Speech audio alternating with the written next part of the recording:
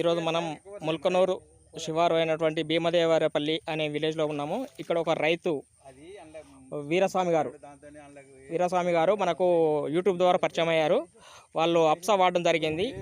ఆ వాడిన తర్వాత వాళ్లకు మంచి ఫలితం కలిగిందనేసి ఆ ఆనందాన్ని తోటి రైతులతో పంచుకోవాలనుకుంటున్నారు. ఒకసారి వారి మాటల్లో అడిగి తెలుసుకుందాం. నమస్తే వీరస్వామి గారు.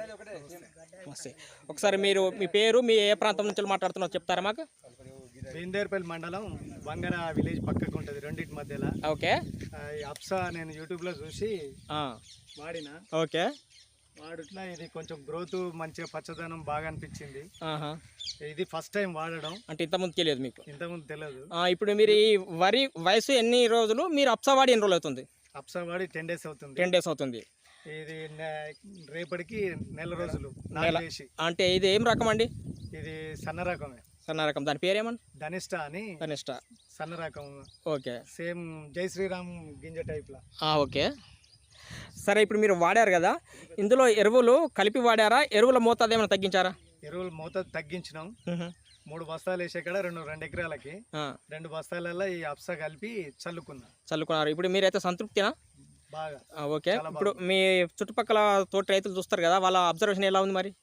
ఇప్పుడు వాళ్ళకి చెప్తాను కాదు, ఇప్పుడు మనం దారింట పోతుంటే కొంతమంది రైతులు చూస్తుంటారు కదా, బాగుంది అంటారు, ఏం వాడామంటారు, ఎలా ఉంది అని అంటారు కదా. బాగున్నది అని అన్నారు. బాగున్నది అన్నారా? చూసిన వాళ్ళు బాగుంది అని అన్నారు. సరే, మరి ఒకసారి మనం ఒక పిలక తీస్తుందామా? ఓకే. ఓకే, తీయండి.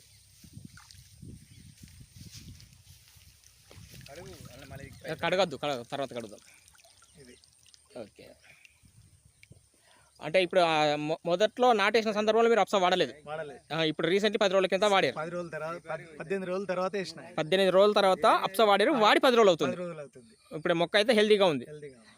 ఇంతవరకు ఏమైనా స్ప్రే చేశారా మీరు? స్ప్రే ఏది చేయలేదు. ఓకే, రైట్ అండి. ఇప్పుడు మీరు ఇది మీ తోటి రైతులు కూడా వాడినట్టుగా విన్నాను. ఎవరు వాడలే ఇక్కడ. మీరు ఇంకా వేరే వాళ్ళకి ఇచ్చిన చెప్పారు కదా, వేరే వాడినట్టుగా విన్నాను. ఎవరు వాడలే.